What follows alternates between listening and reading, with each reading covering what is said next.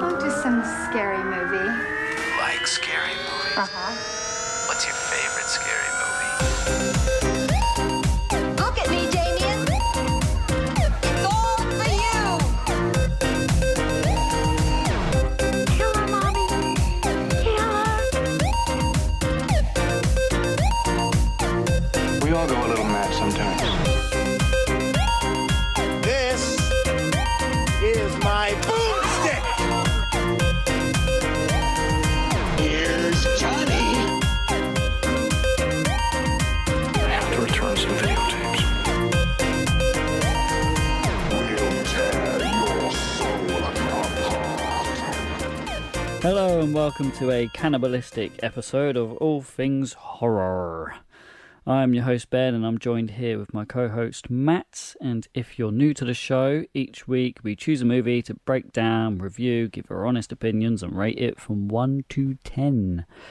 We have a brief spoiler-free chat about the film before we head into the plot and discuss our favourite and least favourite parts of the movie. And if you stick around until the end, we'll finish off with some interesting trivia and a fun little game created by myself. And this week we are discussing The Hills Have Eyes from 1977, which is about a family that are on their way to California, but when they crash in the middle of nowhere, they're attacked by a group of psychotic cannibals. And it's written and directed by Wes Craven, with a cast of Martin Speer, Michael Berryman, Lance Gordon, Robert Houston and Dee Wallace, with a total runtime of an hour and 29 minutes. So yeah. Dee Wallace, she's great. Oh yeah. She's great in everything. Oh yeah, she is. I think she's probably the only one that actually went on to have quite a bit of success, really. Yeah. I guess, yeah, you're right. No, you're right. I was just thinking, well, Michael Berryman is all right. That'll be a different film. Yeah. People will be more afraid of him now, I think, than them. But yeah, he's obviously famous for this, really. Like that's his big thing, isn't it? I don't really know anyone else. Yeah, other than those two. I mean, this was Dee Wallace's debut, was it? I would imagine it was her first. Yeah, I think so. Yeah. I mean, she like we say, she's gone on to have such a great career, and obviously she married Oliver Stone, which must have been challenging. You know, challenging person, challenging filmmaker. Maybe he's very nice in real life. Who knows? I quite like his documentary he did about American history. But anyway, and Platoon's good. But yeah, so there isn't really. There's some like old character actors. It reminded, in a strange sort of way, it reminded me very much of Last House on the Left, in the sense of it's really uncomfortable. Yeah. Like a really uncomfortable, traumatic first 2/3, and then a revengey last third, where you're supposed to get the feeling of like, oh, thank God all those horrible people have been punished. But sometimes it's hard to get through those first 2/3 with those kind of films. That's true, actually. That's quite interesting, because I haven't really thought about it like that. Most horrors, it kind of builds it up slowly all the way towards the end, and it's just some horrific, great big bloodbath ending. But this is kind of the opposite. I mean, like you say, most of the film running up to it is quite horrific. Yeah, there's some heavy parts in this film, and then the whole final scene is a big kind of like you say, it's like a revenge. It all turns around in the end, and they fight back, kind of thing. So I feel like the films around this time that are like that, whether it's I Spit on Your Grave or the other Wes Craven film I just said, and like Night Train Murders, things like that. There's a cruelty and inhumanity that I think ties in with maybe the Manson family stuff and Vietnam War, like just treating people inhumanly, just treating people very cruelly. There's like a cruelty, and those films are all kind of structured in the same way as you just said, which is essentially they don't build up to this scary thing. The scary things hit you in the face straight away. And the music in this made me feel like kind of Manson-y, because it's kind of like almost like falling down a stairs, helter-skelter kind of thing. And I did find it quite hard to get through those early things. Particularly, I don't know what it is about you, Ben, but you want me to watch films about dog trauma. Oh my god, yeah, I know. Like, I'm not gonna lie, I actually forgot about that scene. It's been a while since I've seen this, and I put it in my notes. I am so sorry. I was like, obviously, without getting into spoilers, and we will in a moment. Like, put it this way, I was rooting. The character I was rooting for the most was the other dog. Oh yeah, I know. Yeah, that was my favourite character. Before you ask, I was just like, okay, so they're eating dogs now. Like, thanks, Ben. But the revenge aspect did grow on me. Like, once I knew that there was going to be some element of revenge, it wasn't going to be, nihilistically nothing. We were going to get nothing out of, nothing back. There's a. I'm trying to think what he's called. Is it Bobby? I had problems with Bobby because even though he was going through some terrible stuff, he came across quite whiny. And the other characters were like more proactive. He was a bit whiny. But yeah, it's a real skill to make a film so unsettling. Yeah. Wes Craven was very good at that. I think he moved away from cruelty more and became a little bit. I suppose when you get more money to make films, you can kind of do things. You can try other things out other than the things that are maybe a bit like to do something cruel and mean in a film is quite cheap in a way. It's like doesn't cost a lot of money. It's not like a big set piece. And it's so funny because all I ever hear about Wes Craven, and I literally interviewed somebody who worked with him, said he was the kindest director they'd ever worked with. Yeah. Like the most gentle and lovely. Nobody has a bad word to say about him. But I think even he, certainly the film before this, he was saying like, he regretted some of those things, some of those parts. So I don't know. I'm sure there are people who love it. What's your history with it?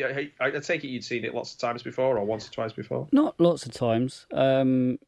I did. It was one of my first. I can't remember where it was, like how many I was into back then, but it was definitely one of those ones that my dad had on video, and I used to watch that alongside, like Halloween and Hellraiser. But no, I've always loved this one. I'm not, and it would probably affects my score later on because I do. This does have a soft spot in my heart. Actually, I've got the videotape here on VHS, and I'm going to the horror convention later on in the year, and Michael Berryman's going to be there. So I'm going to get him to sign my VHS copy of The Hills Have Eyes. The Hills Have Eyes. No, it's a different film. Yeah.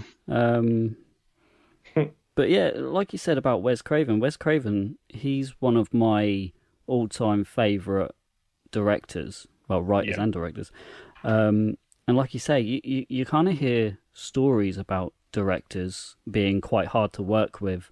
Like Toby Hooper, for example, I've heard he was quite a difficult director to work with, and yeah, like I said, I never really hear anything bad about Wes Craven. He just seems like a nice, genuine guy.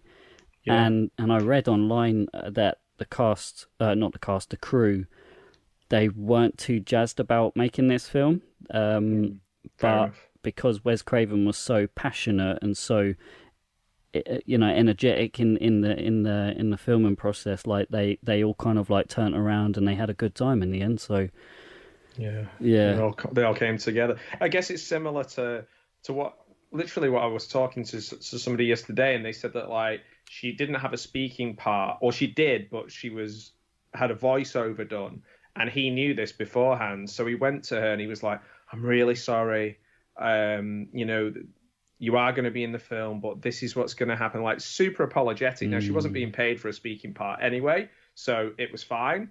and she was okay with it because her background was in stunts. Okay. But she was just like, he didn't have to come over and spend that time and be so like supportive and like kind and speak to everybody as equals.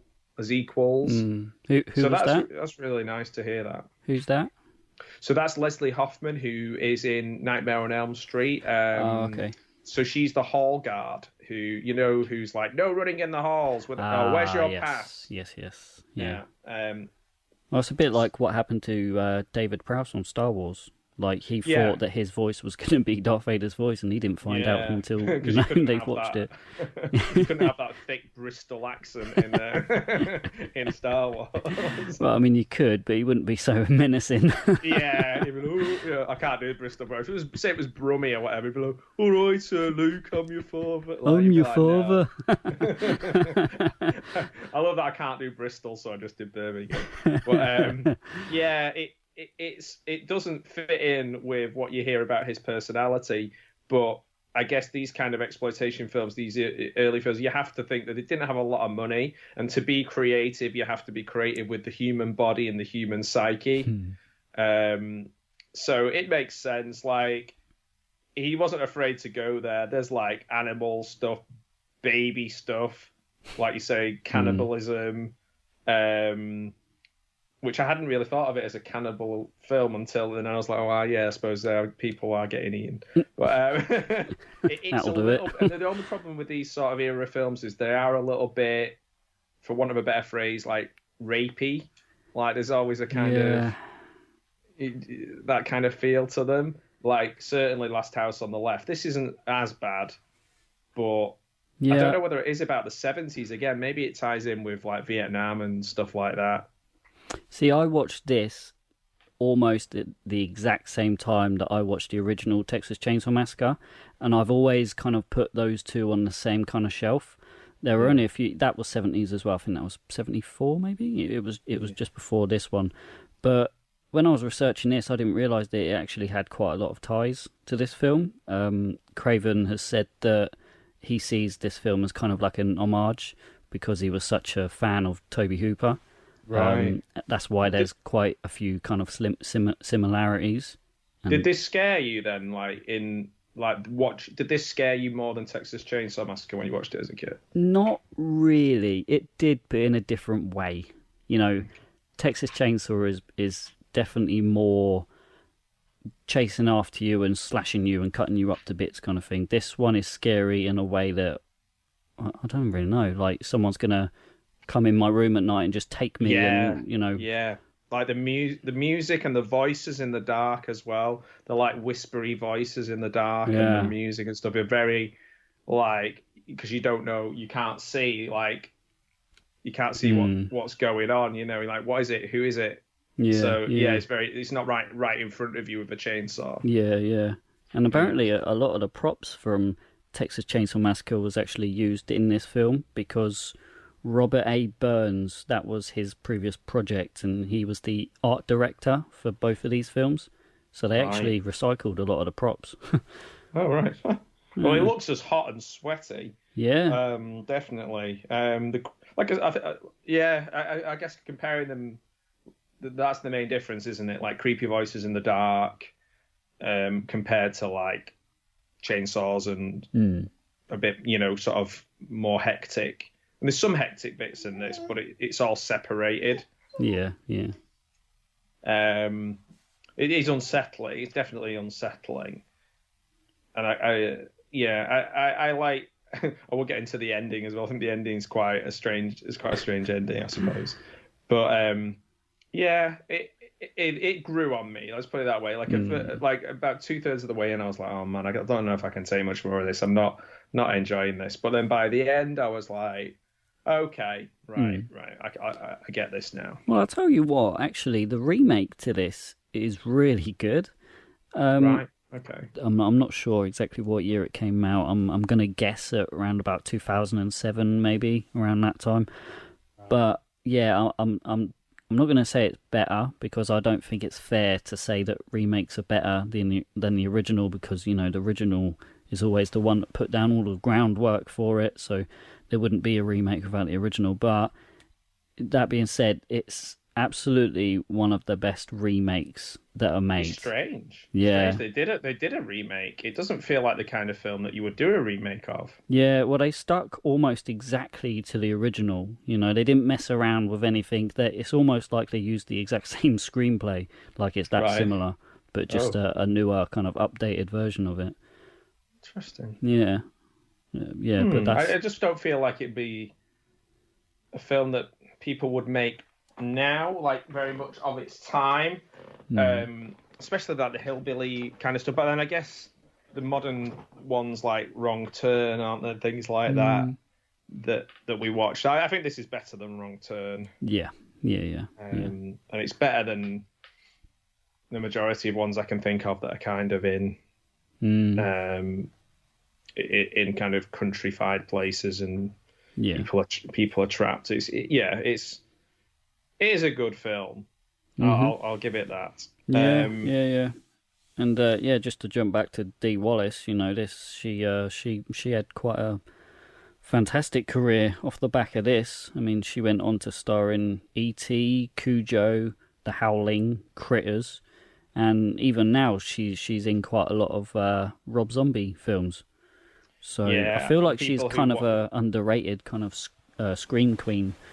Yeah, well, at the height of her career, I think that's when she went off and had children, I think. Yeah. So there's a bit of that. And then,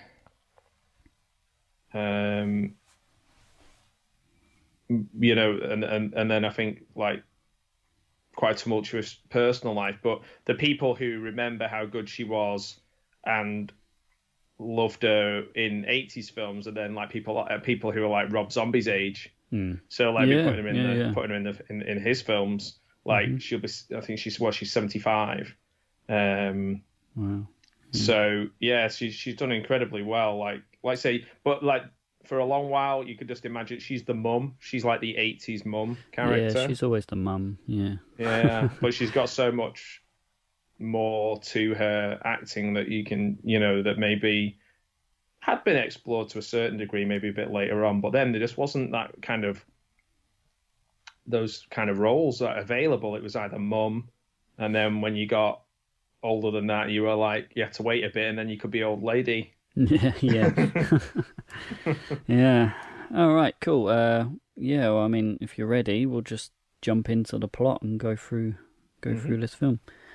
Sweet. I'll hit that spoiler warning. Spoiler warning. All right. So, yeah, the movie starts off with a family traveling on vacation, towing a big trailer en route to LA. They stop off for some fuel, and the owner, Fred, he urges them to stay on the main road. And when they're driving, they get startled by an overhead aircraft, and they skid off the road and crash. The dogs get scared, and one of them makes a run for it, and runs into the hills. Bobby chases after her, but he finds the dog dead, and he panics and falls over and knocks himself unconscious. Yeah, sorry, Matt. I'm just sitting here crying. I'm not doing it on purpose. I'm not finding these films. If the next film is all dog-related trauma, I'm out, man. Game over, man. Game over. Oh, do I still have that sound clip? Oh, I do. Game over, man. It's game over. That's me into the dog-related horror film. Oh, yeah. Yeah, for people that don't know, Matt really dislikes films that have dog deaths. I think you take off half a point from your rating, don't you? That's right. And if a dog gets revenge or survives the film, I'll add half a point. Oh, right, so it can even it out. Yeah. Yeah. Oh, yeah. No, I forgot I made this note as well. You're not going to like this. Why do I keep forgetting about this? Right, so I don't even know if I want to say this. No, go on. That was actually a real dog that they used. What? It wasn't the dog. They didn't kill a dog for it, But apparently Wes Craven and Peter Locke, Peter Locke, I think is the producer, so them two went to the local kind of sheriff's department, and I don't know how, but they had an already kind of dead dog, an Alsatian. I don't know if it got hit by a car or something, but I don't know. But so they actually used that for the dog in the film. Oh, yeah, not very, very respectful, is it? Yeah, but I guess you don't really see it. It's like a quick kind of couple of second flash on, flash off. But yeah, if I remember rightly, I think the remake kind of goes a bit more to town on that one. Right. Yeah. But yeah, so you have to go more extreme if you're doing like another version of it, because where else can you go? Otherwise, people will say that you're too tame. But yeah, moving on that before you start crying. Yeah, that car crash. That's got to be the worst car crash in cinema history. It lasted so long. Like all those overhead aircrafts that, I mean, yeah, they were loud and distracting, okay, but he just he put his foot down and he started going faster and faster until he veered off the road. And that's not actually why he crashed. He crashed because there was a rabbit in the road. He was driving like he'd never drove a car before. Yeah. He was just all over the place. And it's like, oh, rabbit. Oh. To be fair, I've done similar where I've swerved because of a bird or a cat, or I even though you shouldn't. Even like a bird, even if there's a bird. I mean, round here now, a sheep is always in the road, and all kind of cows and all of it. Obviously, I'm not going to drive into a cow because my car would just get crushed. But it's a lot of things all happening at once, all unrelated. And he's driving on a bumpy road, like he's not in control of the car, like he's just holding on for dear life. The worst driver. So, I don't know. Yeah. So he walks back to Fred's to get some help, and that's when night falls, and he finds Fred, who tells him about his son Jupiter. As a child, Jupiter killed all kinds of animals and later murdered his sister. Fred attacked Jupiter with a tire iron and left him in the desert heat to die. Good dad. However, Jupiter survived and he had a load of children with someone called Mama. They had 3 sons, Mars, Pluto and Mercury. No Uranus. And an abused daughter called Ruby. Yeah. The family survives. Yeah, they survive by cannibalizing travelers and stealing their supplies. Papa Jupiter suddenly crashes through the window, killing Fred with a tire iron, and takes Bob prisoner. Wow. Yeah, that's a lot to take in. It's a bit of an odd one as well, because apparently you can just do whatever you want out in the desert. You can eat people, bash people, leave them for dead.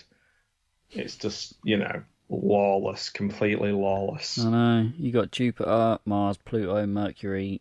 Some would say that those names are out of this world. Oh, no. Hey, Pluto! Got Goofy. No. Yeah, that they're not going to like her as much because she's not got a planet name. Yeah. Ruby. Who are you, Ruby? They must have not known any other planet names. Yeah. I mean, how do they even know the planet names anyway? Who's educating these people? Good question. What books are they reading? Are they online? I mean, it's a good set. I mean, obviously this was legit filmed kind of in the desert, and I read that they were in the middle of nowhere, 30 miles away from any kind of civilization. Right. And pretty rough conditions though. The cast and crew, I read they were saying it was all really kind of rocky, so it was hard to walk on, let alone kind of run on it. and during the day the temperature was like 48 degrees, but at night it dropped down to -1. Yeah. And for our American listeners, that's 120 in the day and 30 at night. Oh, now I know. Okay. I don't know either of those, so it's fine. You can say either. I never have any understanding. I've never really cared to know. I know it sounds terrible, but like I'm just like, is it hot or cold? It was really hot, and then it was really cold. Really cold. That's better. Yeah. I know. Once we get into minus figures, that's the shits. Yeah. I know that. But yes, and since I've moved here, I've learned about wind chill as well coming off the sea. But yes, it's a good set and it's a good setting. They come across more like cave people from like a million years ago than they come across as hillbillies. Like they're like literally true. Like cave. They were carrying like Captain Caveman, like carrying a club. That's kind of how they come across. Yeah, it's true actually. And they do actually live in a cave, don't they? I think that's the only difference with the remake, because I think in the remake it was more... I think they briefly say it in this film, but in the remake it is like a legit kind of gated off radiation zone, and they're living in like crashed kind of like cars and trailers and stuff. I thought you were going to say trailers, because I was like... They're going to say that all people... Because there's a real thing, isn't there? Like, the way that they represent people from the South or whatever in America is always like trailer park and trailers. But I don't know. I guess this isn't the South. This is just desert. Yeah. Desert folks. They're little Jawas. So Brenda finds Bobby and they return to the trailer. Pluto sneaks to the trailer and signals Papa Jupiter to set Bob on fire as a distraction, and then Brenda stays in the trailer with the baby whilst everyone runs out to try and save Bob. And Pluto and Mars ransack the camper, and Mars rapes Brenda. When Ethel and Lynn return, Mars shoots them both. And, this is a tough part. And then they take the baby and flee off, intending to feed the family the baby. But they hear their screams. Doug and Bobby rush back to find Lynn dead, and Ethel like really wounded, and Brenda is obviously traumatized. But yeah, that was a tough watch. Not gonna lie. Yeah. That's the kind of thing that you see in like Last House on the Left and I Spit on Your Grave and all that kind of stuff. I guess the justification is for ultimate revenge. There needs to be something where you get it's bad. It's so bad that it deserves that revenge. So in that sense, it is terrible, and you do want bad things to happen to these baddies. Well, I did read, apparently, Wes Craven thought about actually having the baby die, like kill off the baby. But literally everyone, like cast and crew, there wasn't one person, everyone said, if you do that, then we're all walking out and we're not doing it.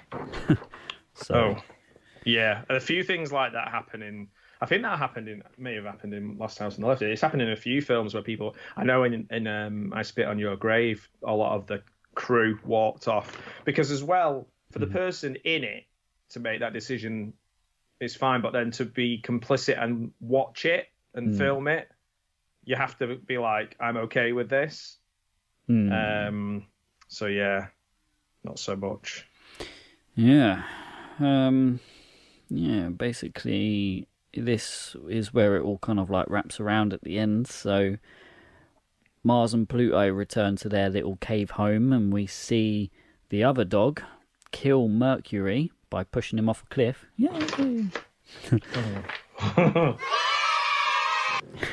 This dog is the best character in the film. Deserves a good dog Oscar.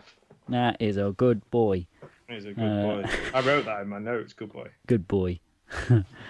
The next morning, Doug sets out to find the baby, while Papa Jupiter and Pluto set out to kill the remaining people, but the dog comes back again with another heroic moment, and he tears Pluto's throat out. Once again, another good dog. Brenda and Bobby trap and kill Papa Jupiter, and Doug finds Ruby with the baby and tries to help him, but when Mars attacks Doug, Ruby uses a rattlesnake to overpower him and allowing Doug to stab him to death.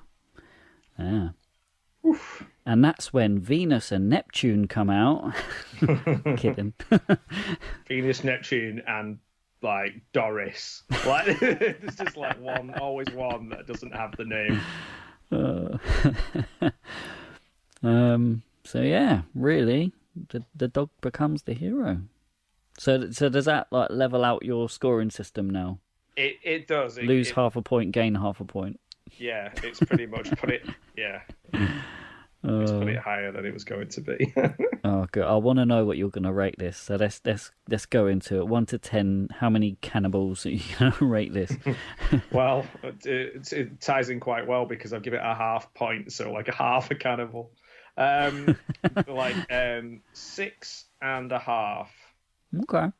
And mainly, I do one thing as well. I like the dog got its revenge. That's the main thing. But at the end, when the what's she called, the girl who's not named after a planet, I forgot her name. Ruby comes out and they put their hand out. The dog comes and sniffs her hand. Do you notice that? Oh, I didn't notice that. Well, yeah, I thought it was quite touching. They put their hands together. The woman holds hand with Ruby, and then the dog just gives them like a little friendly sniff, like "you're okay." And I was like, "That's quite." I know that's probably not intentional. Oh, but that's good though. But I didn't notice that.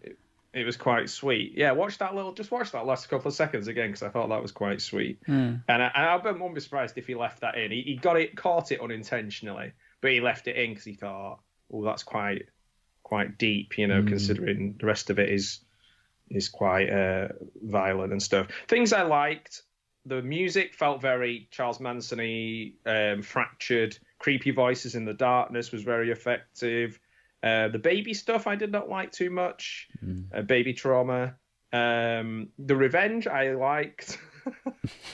That grew on me. So the last third of it I liked. It was like, fuck these guys. I liked the dog getting to like whoop Michael Berryman's ass because I kept waiting for him to get the upper hand and he didn't. So I was like, yes. So that's the reason behind my 6.5. Go doggies. Awesome. So yeah, I mean, like I said earlier, it's been a while since I've seen this, so I was really happy to kind of watch it again. It's one of my early horrors. It's stuck with me over the years. I've seen it as kind of like an OG for my personal classic horrors. Yeah, I mean, I seem to like almost anything Wes Craven does. This is definitely a Craven classic. The acting, not bad at all. Dee Wallace, as always, played it great. And this being her debut, there's no surprise that she went on to have a fantastic career. I might be influenced by nostalgia here, so yeah, I can't really fault it, to be honest. So with that, I'm actually going to give it a solid 8 out of 10. Wow. Fair enough. Yeah, I think a lot of people have love for this film more so than Last House on the Left, because there's lots of fans of Michael Berryman as well. He has so yeah, I don't think you're on your own. Yeah, it also, like I say, depends when you get into a film, what age you are when you first see it.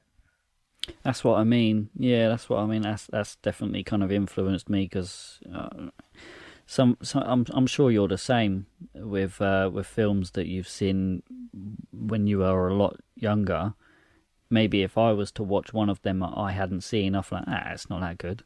But because you watched it all that time ago and you've grown up with it, in your eyes, it's such a great, fantastic film. And it's like I wouldn't hear a word against, like, I don't know, Flight of the Navigator or 3 Men and a Baby or like these or Gremlins or something. Like, I wouldn't hear a word against it.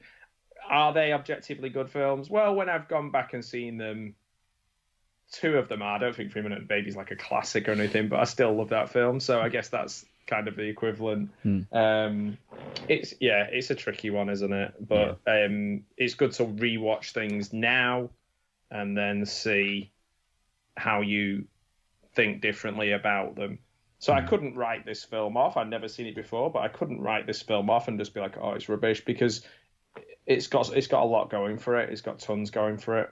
Yeah. Cool. All right. Well, with that, let's jump into some trivia.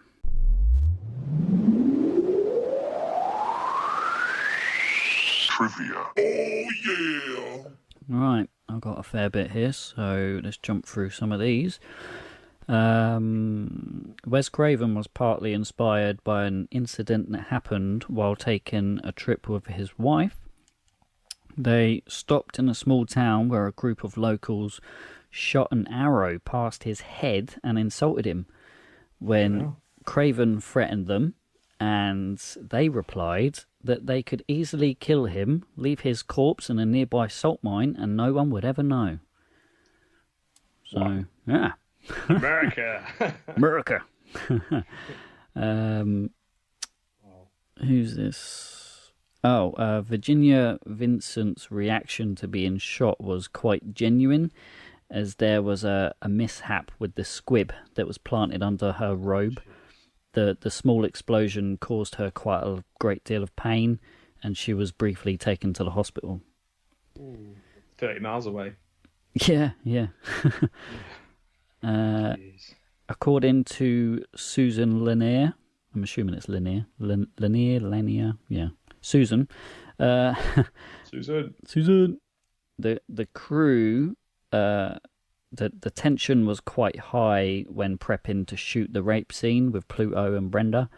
So, as a gag to kind of break the ice for everyone, Susan and Michael Berryman started making out during the first take, which made everyone laugh hysterically. Hilarious.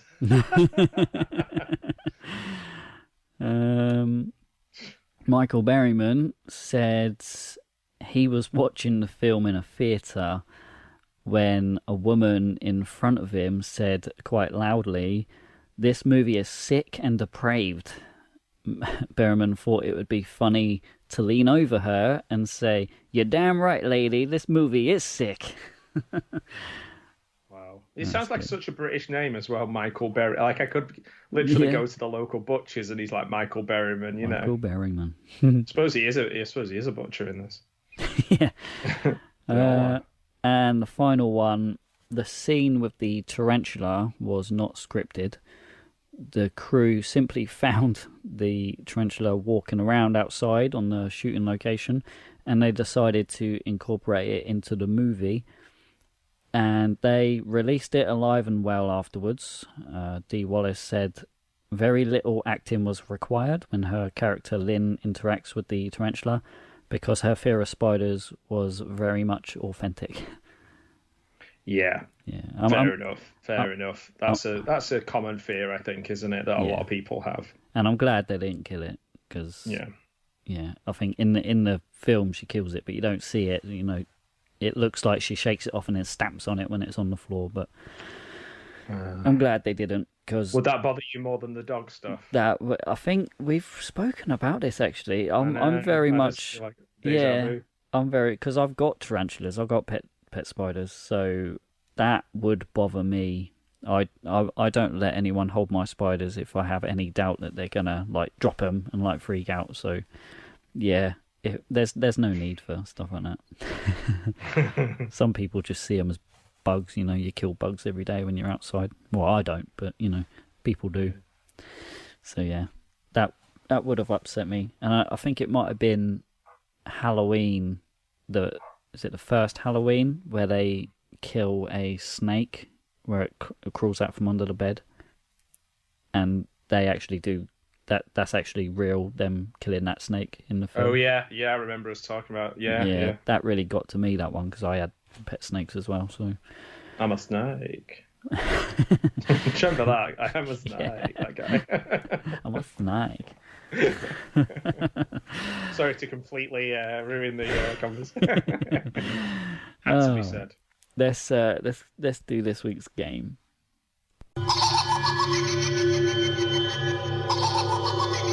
Play a game.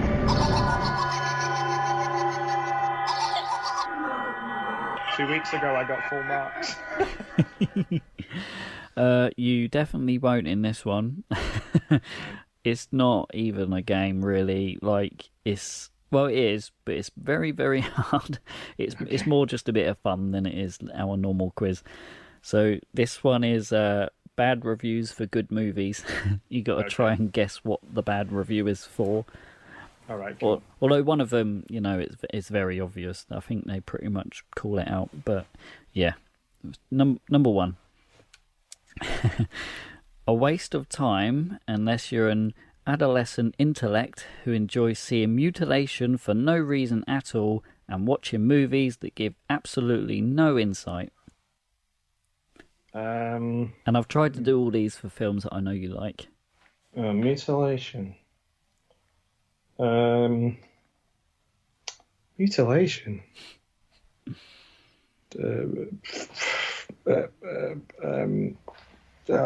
Friday the 13th, part 4? No. That was for Event Horizon. Event Horizon? Oh, wow. Yeah, you're an adolescent intellect. Well, I love that film, so yeah, that probably ties in. Okay, so next one is a horrible movie. One of the most overrated horror films of all time. Couldn't tell if I was watching The Incredible Melting Man or not because of the gloppy makeup effects. I was going to say Exorcist, but gloppy makeup, Melting Man. Melting faces. I couldn't think of his Street Trash, but it can't be that because I don't like Street Trash.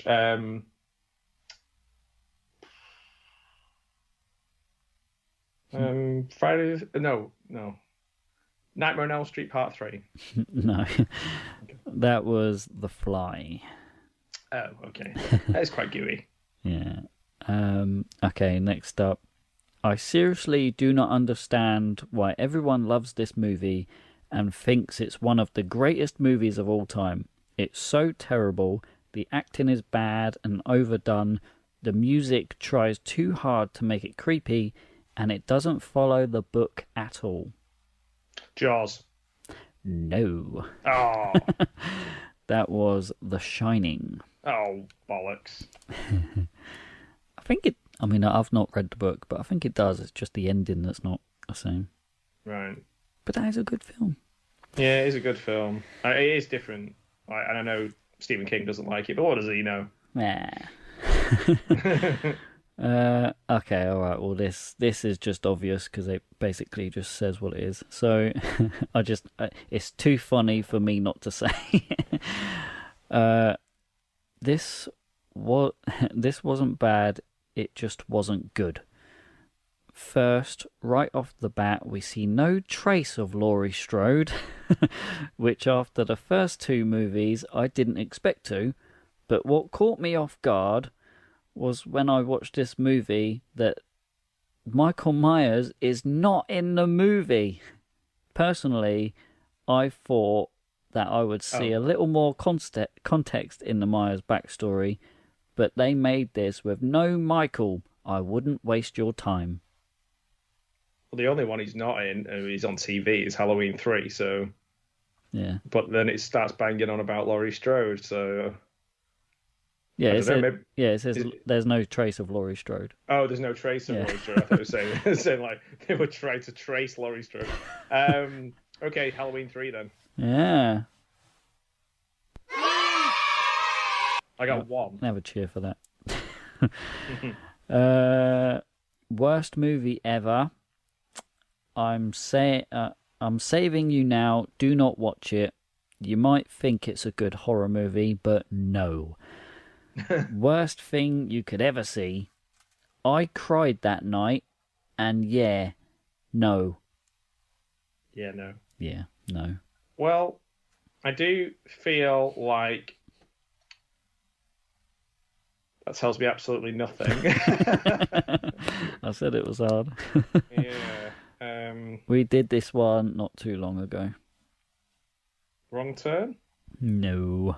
It was your favourite sleepaway camp. Oh, well, they're fucking idiots then if they don't like Sleepaway Camp.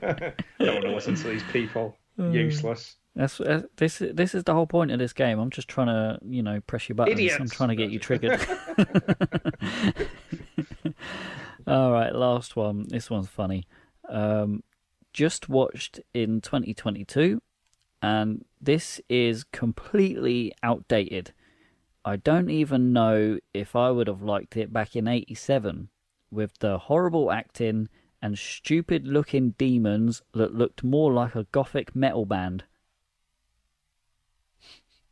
Stupid demons or like Nightbreed? Oh, close. It was Hellraiser. Oh, ball. Oh, God. That was funny. I like that one. So, yeah, I suppose Cenobites, the stupid-looking goth metal band or whatever it was they said. I was thinking of Kiss. I was like, yeah. We have such music to show you. We have such shredding to do. Okay, that's enough for that. So, yeah, let's wrap up. So, next episode. Right, so we're going to do this a little different. So next weekend, I'm off to HorrorCon, so I was thinking of doing an episode before I go. We could do something that could get me in the mood for some of the guests that are going to be there. So people like Kane Hodder, Courtney Gaines, and Josh Franklin. So I was thinking either. Well, I'm gonna let you choose this. So either Children of the Corn or Hatchet. Which one would you think would be better to do? Which one's better? Children of the Corn or Hatchet? I'm not a massive fan of either of the films, but I do think so. Stay tuned, everyone. But, Hatchet, I've watched Hatchet a few times. It's good. The first one, I'm not sure it's the first one or the second one that I think is a lot of fun. So I've not seen either of them. So I think they're not. If you've not seen it, let's watch Hatchet and see what you think. Yeah. Okay. All right. Because it references a lot of films that you do like. All right. So it's got that, and it's got a lot of people in it that you'll recognise. So you'll have that fun side of it. So when you might bump into some of them at conventions, and you'd be like, "Oh, I saw him in Hatchet," or "I saw her in Hatchet." So. Oh, okay. All right. Yeah. Brilliant. Sweet. We'll do that. Hatchet. Nice. I'll lead us out. Sweet.